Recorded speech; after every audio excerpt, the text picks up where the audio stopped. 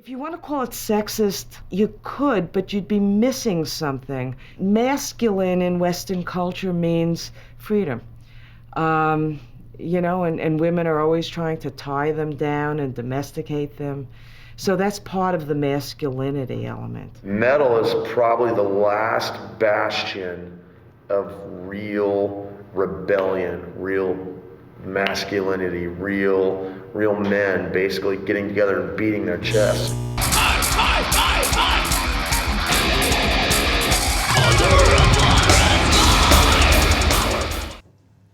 Welcome back to Lock Horns, our weekly metal debate show live from the Banger Bar here at Banger TV. A reminder quickly, if you're watching us on the archive, we stream live every Wednesday at 5 p.m. Eastern.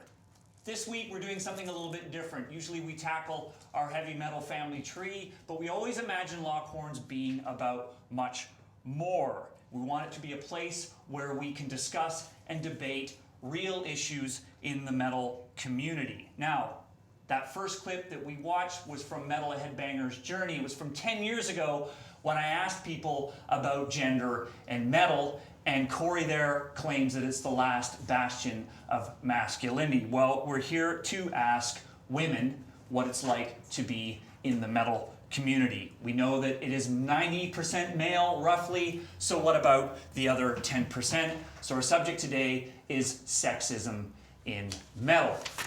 Joining me in the studio are three well-known and esteemed metal commentators who love this music and who live this music just like the rest of us. First, to my immediate left is Priya Panda. She's the vocalist for Toronto's Diemonds. She's been playing in a metal band for over 10 years, touring the world from Texas to Tokyo. She's also a journalism graduate and a previous guest on Lock Horns and our glam metal debate. Welcome back. Thank you, Sam. Good to be here. Once you join us, it's hard to be let go. Natalie Zed is a freelance music writer who reviews metal for publications such as Exclaim. In 2012, she started a blog called Girls Don't Like Metal to profile women in the scene. She's also a past Lock Horns guest for folk metal and stoner. Welcome back, thank you so Natalie. much for having me. And down at the end is a new guest with us. This is Laura Wiebe. She's the editor of the metal website called Hellbound.ca, which is a fantastic website. You got to check it out. And the host of long-running radio show called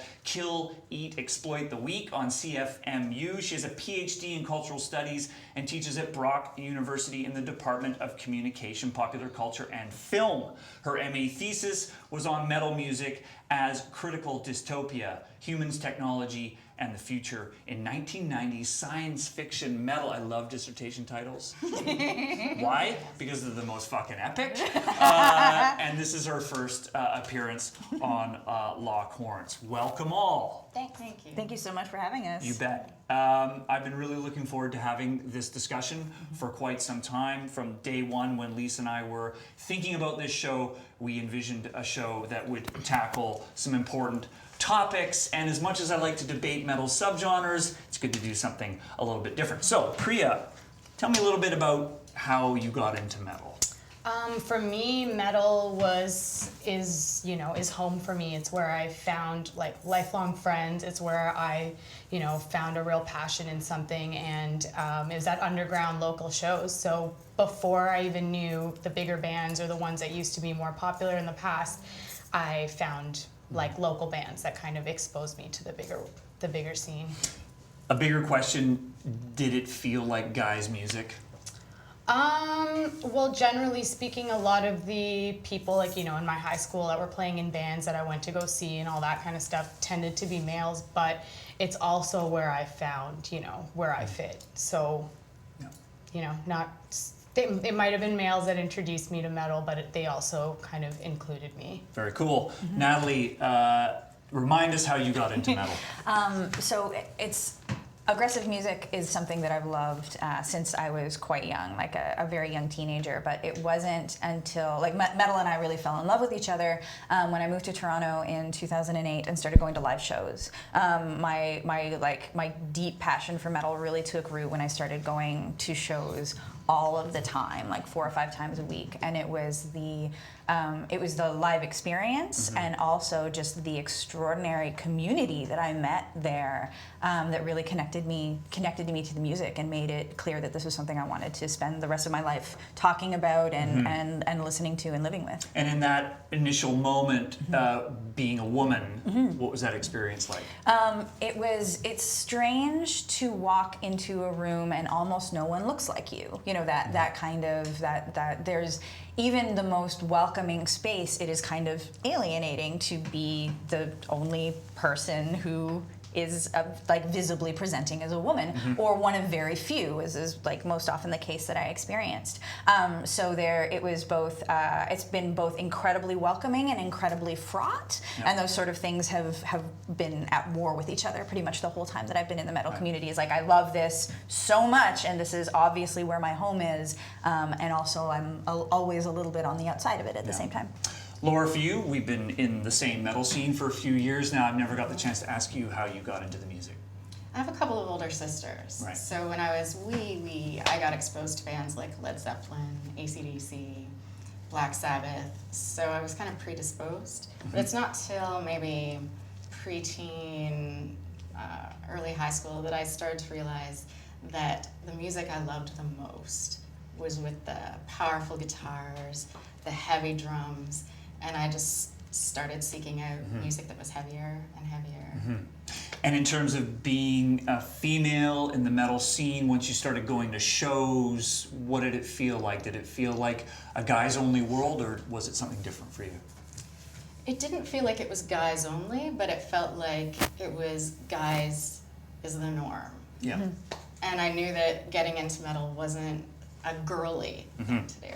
But since I was never great at being a proper girl, it worked. Right. Interesting. So there's our introduction to my 3 guests today. But as always, Lock Horns is about what all of you out there on the live stream have to say. We encourage your comments, your questions, your opinions, provided that they are reasonably well formed.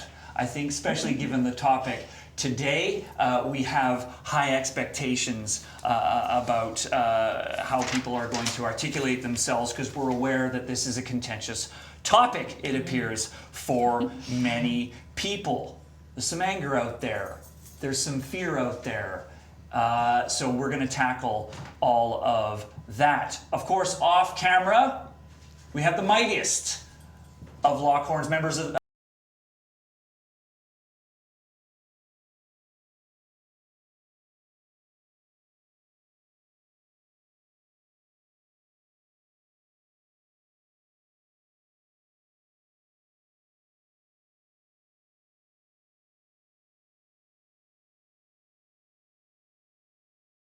ready to block you if you were a jerk. So don't be a jerk. That's all we ask. or for whom the bell tolls. As always, we want to do. Wow, I just came up with that, and I messed up the first line of the Off show. the dome. Oh my God. The hinges are oiled now. Careful. I want to give a shout out to everyone that's joining us on the live stream. Rochester, Houston, Denmark, Sweden, South Africa, Cuba, Brazil, Saudi Arabia, Wales, Netherlands, Serbia, Lithuania, and Italy. Welcome all. Thank you for joining us on Lock Horns today. Okay, let's get into it. The topic of today's show is sexism in metal. Priya, start with you. I mean, what are we saying, do you think, when we say sexism in metal? What comes to mind for you? For me, it just means that there are very marked differences between the way women are perceived in this global metal world, as opposed to, there's differences and there really shouldn't be. I think that's what we're kind of trying to pinpoint right now. Sure. And for you, Natalie, when we say sexism in metal, what comes to mind for you? Honestly, it's a question of safety. when it comes to me. I feel like any woman should be as comfortable walking into any show or any kind of space or participating online in exactly the same way that a man who's a fan should. Right. And if there are differences in the kind of safety and also the kind of like treatment and you know, just sort of like engagement and courtesy and respect that women receive in those spaces, then there's a problem. Laura, how about you? For me, it's about the fact that I think you shouldn't have to be seen as a threat or excluded or marginalized if you're different from some kind of normative masculinity. It should be cool for different people to be involved in the scene without that being seen as hostile or threatening to the other people involved. Yeah. And just to set some ground rules, like we like to set ground rules on Lockhorns, you know, I think that we're not really talking about censorship here, in my opinion. That's a separate conversation. Frankly, for me, it's a little bit of a dated conversation. We're not here to talk about Cannibal Corpse covers or Tipper Gore. We're talking about, although we could talk about Tipper Gore and those outfits, but shoulder pads, so bad. Yeah, linebacker shoulder pads. But I think what we're really talking about here is inclusion and exclusion, and about the metal community. Frankly, you know, to provoke the topic, you know, I think we throw out a lot of romantic notions about metal being a community. But, you know, as a metalhead myself, when I start to hear about the experiences of women in the scene, it doesn't really feel like a community much anymore. Maybe Laura, start with you. I mean, that notion of a community, what does that bring to mind for you? I feel like it does exist on a smaller scale. Like, I feel like I've been really lucky and been able to create a community of like-minded people and really welcoming people. And it's awesome, but I think Natalie was mentioning earlier, metal is huge, and it's not one monolithic thing. And not everyone who's involved in it is open to that diversity. Right. We're different. What about community for you, Natalie? So community, I think, is one of the things that made me fall in love with this music, is that the metal community, as we conceive of it, idealized or not, it is there and it is a wonderful thing. But thinking of it as exclusively the good things about it does nobody any help, because it is so good and so fantastic, and there's this incredible sense of camaraderie and togetherness and connection that you can experience in this music. It is something that is worth fighting for, and it is something that is worth protecting, and it is also something that is so good and so beautiful that we owe it to metal, and we owe it to that metal community, that when it is not functioning right, and when there are parts that are ugly and broken, and when there are people who are being excluded for no goddamn good reason, it is worth fixing that. So I think we owe it to the things we love to critique them. Right. So if I critique the metal community because I adore it more than most things on this planet. There's an analogy there, you know, when your favorite band is going to put out a new album, you're usually more critical about it than anything else, because you want to like that record. You want it to be good. Yeah. You want it to be good so bad. Yeah. For you, Priya, does it feel like a community to you?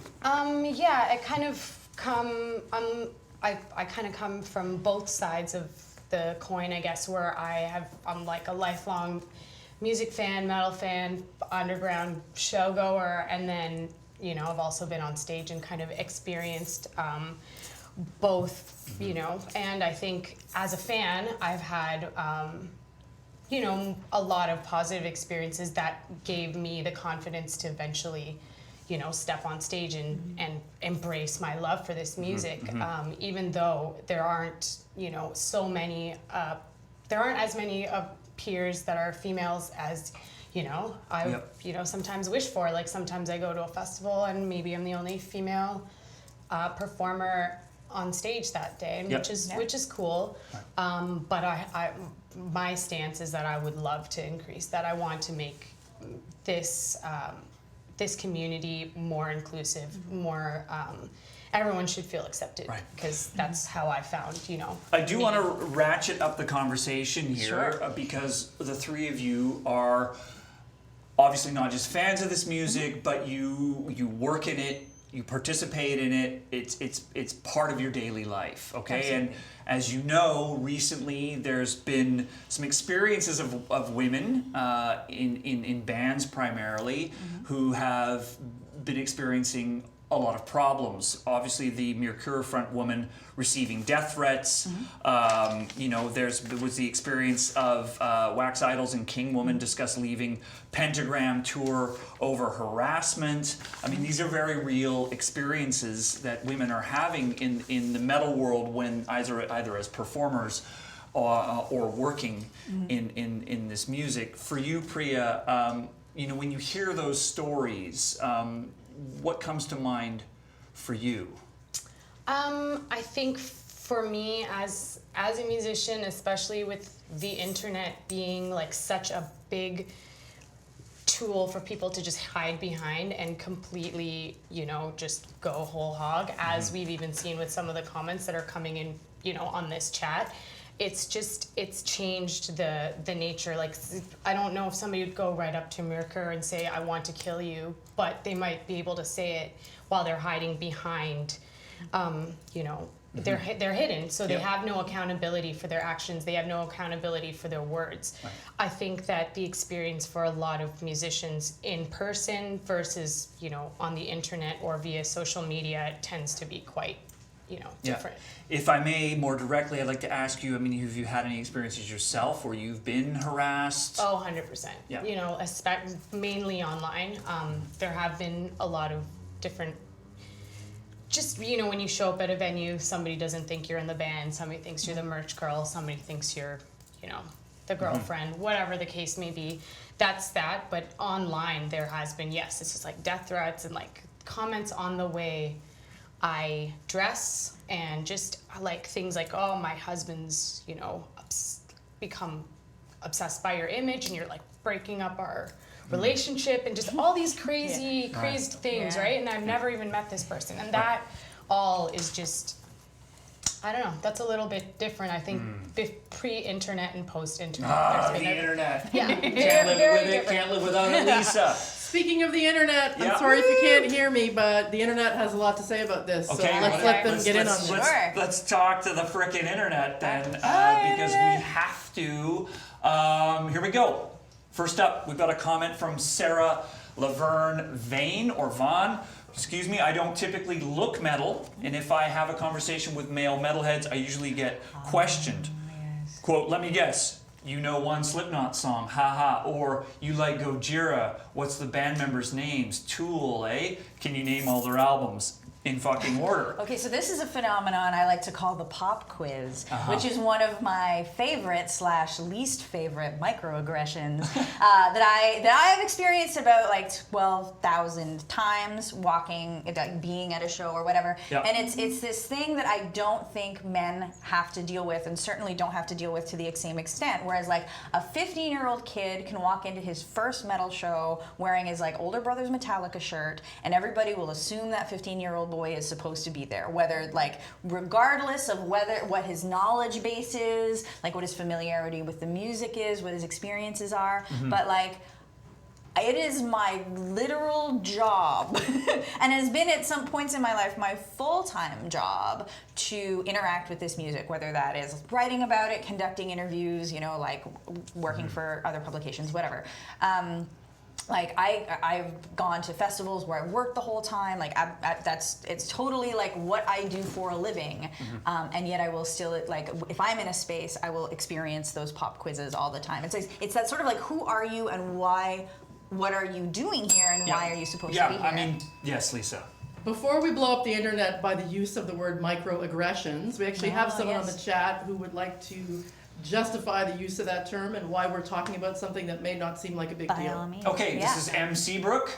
MC Brook says, I paint backdrops for some of the local bands here, but I'm more of a fan and supporter of the scene. When discussing sexism in a micro community or subculture, it isn't as much a discussion of rights as it is subtle and not so subtle prejudices and microaggressions. Laura, I would agree, you have a comment on because that? I think these subtle prejudices and microaggressions and assumptions about who's supposed to be here are things that enable the kind of online harassment or the more extreme forms of harassment. Yeah. Because these other things just go under the radar or are assumed to be that's just the way the culture is, it creates a space where these more hostile and more aggressive forms of discrimination. Lisa, we'll go to the next comment. This is, who do you want next? Guillerme Lanig? Yep.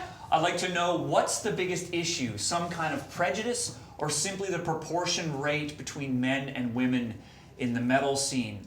Oh, this is your show, guys, not mine. I gotta resist. Priya, do you have a thought on that? I mean, it's not simply about the proportion rate, that's for sure. Yeah.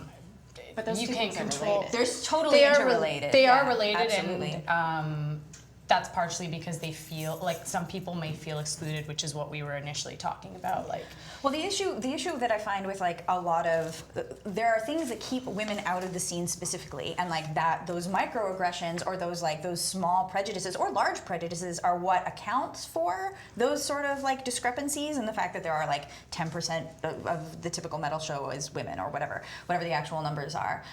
So it's not necessarily that women aren't fans or that women aren't willing to like go to a show ever. It's just like, do they go back? Do they return? Do they become a part of the community? Are they welcomed with open arms, right? Yeah, I mean, So- my response to that, if I may, Absolutely. it's not really my floor, but my response to that is, well, one, the proportion is what it is, and that's not what we're here to debate. And I also have the perspective that just because it is 90-10 or whatever, doesn't mean it has to be that way. Or should be that way. And probably we should talk about why it is that way, Right. right? Like my concern is not necessarily what the specific number is, but like what accounts for that discrepancy, what causes it, like why don't we as a community like want to fix that, and like what are the issues that make it happen? Yeah. Laura Before Liberty says, I've always been into metal, went to shows in the 80s and 90s. I never experienced any sexism, never felt uncomfortable, and always had a great time. Don't know why today's women are obsessed with this. I mean, I'm glad you had a great time. Like, I'm genuinely happy that like you experienced like the community that you did. That's amazing. It hasn't been mine. I wish it Can was. I jump in here too? Yes. Yeah, for Because sure. I'm probably the oldest of us and I've been going to shows the longest. That's fair. If you fly under the radar, you're much less likely to experience sexism in a metal show. Fully. If you're wearing the uniform, if you're not too overtly feminine or not too androgynous, not trying to claim space, but just going along with the flow, conforming within the metal culture, you're far less likely to experience direct aggression Right. or Yeah, harassment. totally. It's when you express an opinion or you're a Putting participant, yourself out there. you're a visible participant, a band Visibility, member, yeah. it seems to change. Yeah, visibility for Yeah, sure. the tone seems to change. Michael Peters, I honestly wish more women join the metal community. Women have certain stories to tell that only metal music could possibly tell. I absolutely agree with Yes, you. Like absolutely. I 100% wish that there were more of us. And quite frankly, and on those occasions when like women do speak, they're like the stories that they have tend to be totally fascinating. And like when women, especially when women are like writing their own lyrics and writing their own music, the kind of music that comes out of different experiences is going to be different. It's only going to diversify and enrich the community that's there. And if I may make it totally banal, like egg-headed, and by egg-headed I don't mean smart, I mean dunderheaded comment here, we're missing out on roughly half of the human population Yes. here. So if there's any like sort of rampant capitalists watching, aspiring record industry leaders, frankly, if you're in a band and you want to be popular, or at least people want to come to your show, the idea that women aren't welcome is actually kind of going to hurt you. Pretty bad, So, yeah. I hate to reduce things to capitalist terms in that way, but there's something to that. Absolutely. Yeah. Anyway, Horror Master. A regular. Horror Master's a regular. Every time my girlfriend and I go to metal concerts, there's always one guy who always gives my girlfriend pop quizzes. Yeah, Natalie pop mentioned that, and I quiz. hate it when that happens because they doubt she's some kind of poser. Yeah, Yeah, it's- we've spoken about this. I guess. Exactly. Like it's an experience that like it's something that I've had and it's something that I've seen over and over and over again. Like that there's this expectation that a woman has to prove that she deserves to be there. Fully. Like, band shirts are a big, both conversation starter and a way for people to just, like, I don't know, cut you down. It can probably go with both males and females, but they don't trust that you actually know the band. And they're like, oh, like, I like older bands, so they're like, oh, I saw Iron Maiden in the 80s. I'm like, that's fantastic, you know, I saw them 2 months ago, or whatever the case may be, but they don't, they wouldn't believe, like, my experience isn't as valuable as the one that they had with the band, or whatever. Yeah, and if I may go back to the earlier comment where the one of the commentators suggested that women were obsessed with this issue. I mean, that's an assumption that we're making. And two, just as much internet allows a venue for people to be hateful or exclusionary, it also provides a venue for people to be more vocal when they're having negative experience. So I think, with all due fairness to that comment, it's kind of making some assumptions. It is also like super honest here. Like, I find this very boring. Like, I don't want to talk about like how dudes are shitty to me all the time. I don't. Like, that's not fun for me. That's not like an enjoyable pastime. Is like, let me once again relate to you the tale of how like someone was shitty to me. Like, I would prefer they not be shitty, and I not have to do that forever. People will be shitty. Maybe that's the conclusion of the show so far. Anyway, Lisa. We've had some requests for more Laura, which is a great segue to the clip that Laura brought in. Okay, excellent. Well, here we go. Laura, as I mentioned earlier, is a PhD in the subject of metal. She studied fantasy and metal. Can you help set up this clip that we're going to watch? Yeah. Some of the viewers might already be familiar with the film that this clip is from, Deathgasm, a New Zealand kind of horror comedy focused on a love of metal, I think, with some tongue-in-cheekness, a willingness to take the piss out a little bit. Yeah. There are two segments in this film that I absolutely love, where the main character, Brody, who's an outsider, he's having a rough life, he's been shipped off to live with super religious family in some New Zealand small town, has to go to the school, get harassed by jocks, his friends are the biggest losers at the school. He's not having a great time. He puts metal on his headphones, all of a sudden, all that shit goes away. He's in control, he's empowered, he's living out his fantasies. So we get to see that and what that fantasy looks like for him. He's a teenager, so it's unsurprising the shape the fantasy takes. Yep. He introduces this young woman who's popular, blonde, sick of her jock boyfriend who's a jerk. She's wanting to kind of explore things beyond, and he introduces her to metal, and she puts on headphones and is listening to it on her walk home. She also gets to escape the shittiness around her. She gets to have that empowered fantasy, but it's a fantasy shaped in masculinist terms that pre-exists her entering it. Let's check out Deathgasm. Here we go. How do you like that? How do you...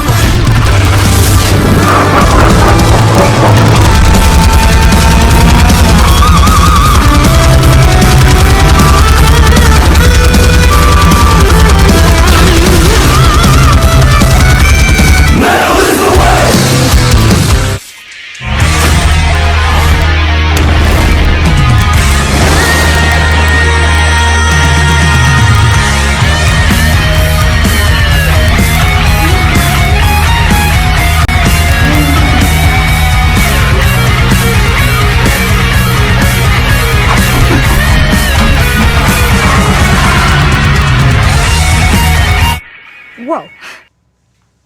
We've all wanted to stand on a mountaintop with a guitar, with the lightning cracking above us. Laura, give us your analysis of what's going on there. Okay, I love this clip.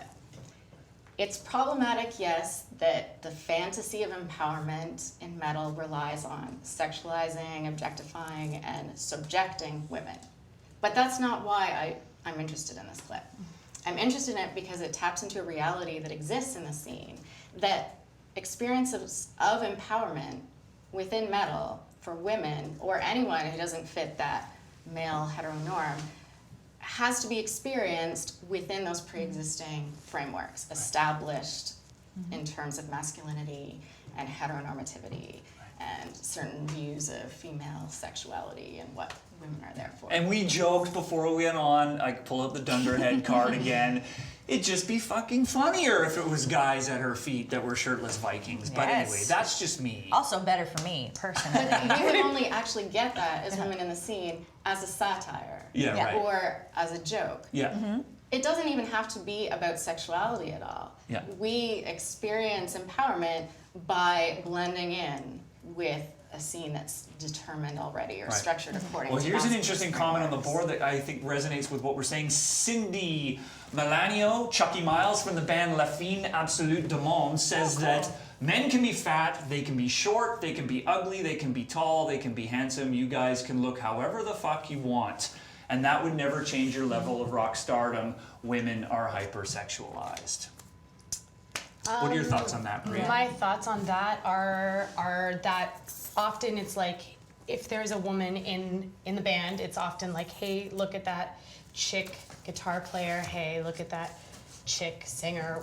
And we become more like objects than like subjects.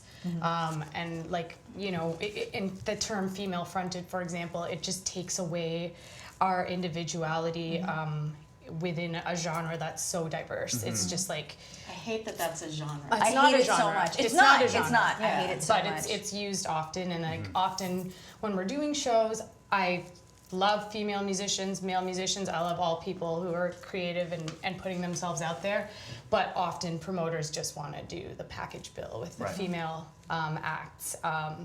If there's one female fronted act, there's usually 2 or 3 on the same bill, and so that's only they're trying to just market towards, you know, one type of Kind fan. of segregation or marginalization. It is absolutely a segregation or marginalization, Yeah. and the thing that annoys me probably most about it is there's never any thought given to whether these bands actually fit together. It's Fully. like It's it's just just like like, they have a oh, girl. there's a girl, therefore you're a girl band. It's like, is that why would you put a death metal band and a fucking symphonic metal band and a doom metal band on the same bill? And nobody, like, who is that for? People who want to look at a girl. Like, it's absolutely different audience. infuriating. Yeah. We got a comment here from the Nightmare Rider. Steel Panther should be mentioned.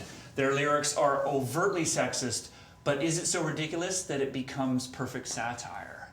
I want to say, first of all, I am probably like the most staunchly anti-censorship person like on the planet. Like, I don't care what your lyrics are. I don't care. I don't care. I don't care what your content is. I care about how you treat real humans in the world. Like, I don't care about, like, I think art should be like weird and ugly and controversial and like discuss things that are hard and be like really whatever. I for sure think that there's room for satire, and I for sure think that there's like room to push the envelope. Yeah. But there's a point when that kind of thing becomes boring. Absolutely. No, there for sure is. Yeah. That's the extreme sexism, the brutalizing women and stuff. I just find that boring. I do now. find it boring. Because I think it's a bit not passé, edgy. and it's a part of now it's a part of metal's history. Yeah, so to it's a speak, cliche. yeah. It's not extreme. Yes. It's Well, not the death pushing blast down. I and prick totally we've seen agree. before, that's a trope that was played out in all of the Twisted Sister videos in the Oh, yeah. 1980s. The disempowered, pimply, skinny, young male is empowered by music. But on the topic of sexuality, Priya, you've appeared in the Hottest Chicks in Metal issue. I mean, how do you feel when, you know, your sexuality becomes the story? I think that for a publication that might not necessarily always highlight women in metal, for them to have a special edition might be the only way that a band like us might find coverage, which is both positive because we get to. They often ask us a question that would be that would attach somebody to us like personally, because they ask us a personal question about ourselves. Right. But it doesn't tend to discuss so much of what our music might sound like or where we see ourselves in metal or music. Yeah. But yeah, because there are fewer places that cover certain types of metal and certain types of music. We are happy to be a part of that kind of stuff. I suppose the devil's advocate, which one always has to be in the world of Yeah. metal, is that though issues like that reinforce the things that we've been talking about women being perceived as being purely sexual objects in like Steel Panther videos. Well, I mean, there's all kinds of women and the way they choose to portray themselves in those issues. Some people prefer leather and lace, and some people prefer t-shirts and jeans. And the way that we choose to portray ourselves, our skin, our body, it doesn't mean that every time a woman stands up there to perform music that it should be her image. Like, it's like either she's very over-sexualized, or she blends right in, or she's androgynous, or it's like, but the comment is always made. It's almost off. It's always pointed out that there's a woman and she looks this way. Right. Like, Right. Yeah. Well, we've got some more comments from the board. La Fine Absolute Diemonds is back. So many times we have to play the quote, all female-fronted bills, and we agree it's sexualization and marginalization, and that one person comments the term female-fronted metal is a fucking disgrace and should be retired. I mean, maybe maybe we were always at that point, and maybe we just needed to use it so then we could dispose of it, right? Sure. But, you know, there's no question that women are participating more and more in the world of metal, not just as fans, but as band members and in the industry than ever before. So maybe we're just in the slow process of undoing some of that language. I would like that. Yeah. Lisa doesn't like it. What does Lisa want? I want to talk about porno grind. Actually, no, I don't. So we said at the top this wasn't going to be about like album art and like extremely violent lyrics. It's not what we're here for. We have had a lot of questions about that, and I think it brings up the idea of like what we're trying to achieve by having an opinion, and the worry some people have that we're going to try and censor them or take away the things that they love versus just having an opinion about it. Right. And I wanted to talk about the difference, I guess, between censorship and critique, censorship and boycott. Yes. Activism versus freedom of speech. Totally. And this question sort of gets to it. Right, this is Scott Witt at the top of the board. What do the panelists think about the band Black Pussy? I know they recently had a show in Canada canceled because of a women's group was upset over the name. Anybody? I actually don't know this band. We've played with them before. Uh-huh. They're good dudes. I think the name is a personal choice they made. It's in a oversaturated market. I imagine that it gets them a lot of attention, which is maybe was the onus there. Interesting point, though. I mean, the first thing you said is they're good dudes, and it goes back to your separation, Natalie. Call it what you want. Art is art. Sure. But just be good to other people. Just be good to other people. Also, in the case of like bands like Black Pussy, you picked that name to be controversial. Yeah. That's exactly why you 100%. picked it. So when shit happens to you So did because cattle of it, decapitation. exactly. So when shit happens to you and your record gets banned and people, you should be thrilled when your shows get canceled because exactly what you wanted to happen is happening. People are getting pissed off. That's right. Like if you want to stir controversy, you have to shoulder the responsibility of controversy. So I would say they are being, as artists, successful every time a show gets canceled because someone got pissed off because they're doing exactly what they wanted to do. And if they're allowed to play, then they're allowed to play, and also they're doing exactly what they're supposed to do, right? Like there's a huge difference between between censorship and not deciding to give somebody a platform, right? And I don't think anybody strikes a chord with me because actually with Black Pussy specifically. Yes. Despite my discomfort with the name and my awareness of the problems and critiques, I decided to run a review of a Black Pussy show on Hellbound because Hellbound is a labor of love, and the people who contribute to it contribute because they have something to say. And I didn't feel comfortable making the call that, that should not run on our site. Yeah. But I'm aware that I made that call, and it's a problematic call, and if someone chose to call me on it, I wouldn't be willing to engage with that, or maybe publish like a critique or something. I'm knowing that I'm putting that out there on the site. I know that it's in a public space, and I should be open to critique and getting called on it. Absolutely, and I think we totally have a responsibility to call each other on stuff like that, and like that, and anything that you do in public, any art that you make, any like comment that you whatever, like you do need to be open to the possibility of that critique, and critique and censorship are not the same thing. Yeah, I believe in accountability, and I think that's what that's about. I also think, here I go. I promised I wouldn't rant, but I'm going to. the people on the internet who make these comments have to be accountable for what they're saying. Absolutely. Right? And it's easy to be unaccountable when you're sitting in your keyboard at home. And I know you guys know this, but I think that's a huge problem here. Should we go to the boards for the next comment? Or? Yeah, we're closing in Okay. on the end of the discussion. I think we have a valid question, and then we'll start to unpack what this all means and where we go from here. JP Wood, Josh Wood from Calgary, welcome my friend. He asks, does having the metal community as a whole become more inclusive, progressive, and tolerant, i.e. less sexist, less violent, run the risk of removing the element of danger and rebellion in metal? Priya, what do you think about that?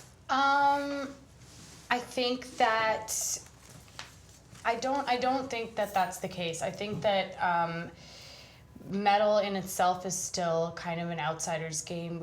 I still feel like we are outside from the norm already, and that kind of, it's hard. Like, why would outsiders kind of keep other outsiders out? Is where we're at. What we're kind of discussing here. It's not necessarily about, changing the music or the riffs, but maybe some of the lyrical content. My band, for example, we are very, influenced by a lot of music that could be considered highly misogynistic, the 80s glam, that kind of world. But at the same time, you could say that those men were challenging, what people considered to be the expected roles of male roles. Yeah. So I think that with our band, we kind of flip that back around. Laura? I have a couple of things to say about this. Yeah. Though. One is that metal is not monolithic. There are so many different people who love metal, and it does not mean the same thing to everyone. And we have to realize that. Yeah. So by expressing what we think metal is or what it should be, doesn't mean that we're trying to make that the definition, the only definition. Absolutely. But also, and this is kind of a prod, maybe the constraints of not falling back on the cliches of sexism, which is actually very mainstream, Yes. or racism, which is very mainstream. Maybe if we looked outside those easy targets, we could push the boundaries of metal and make it even more rebellious and dangerous and Absolutely. extreme and exciting. Yeah, for the next men to stay. and 100%. Janis Joplin and Lady Gaga are pretty rebellious in their own right. Like Absolutely, we have to think. they are. So Josh is a very good question, but I think that no is my opinion.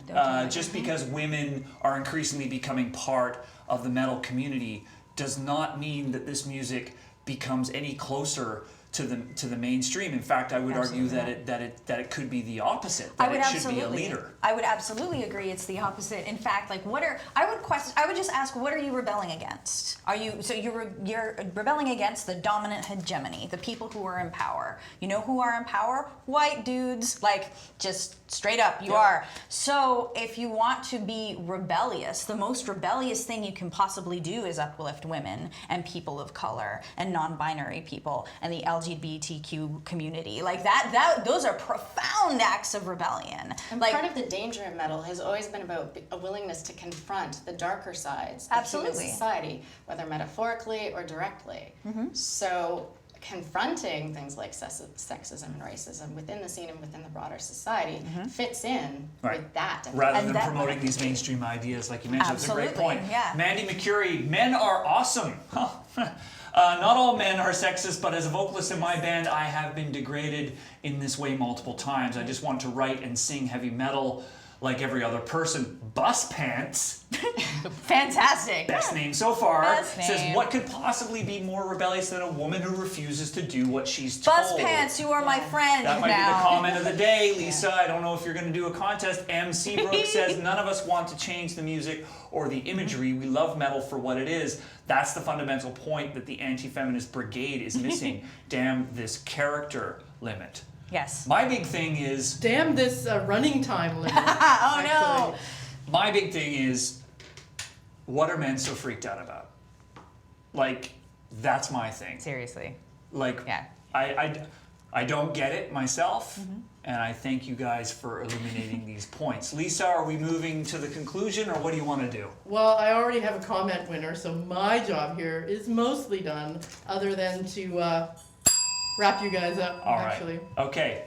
Thank you for participating. Thank you so much There's for lots having us. more. I feel like there might be a part 2 on the horizon. Thank you to Priya, Natalie, and Laura. And of course, we've got Lisa, Daniel, Andrew, and Craig. This show will be archived if you missed the live stream. But remember that if you are watching it on the archive, it is Wednesday, 5 p.m. Eastern. Subscribe to Banger TV. And next week, we're back with the usual format, with the heavy metal family tree. We're tackling blackened death metal with the return of Jason DeVille from bravewords.com.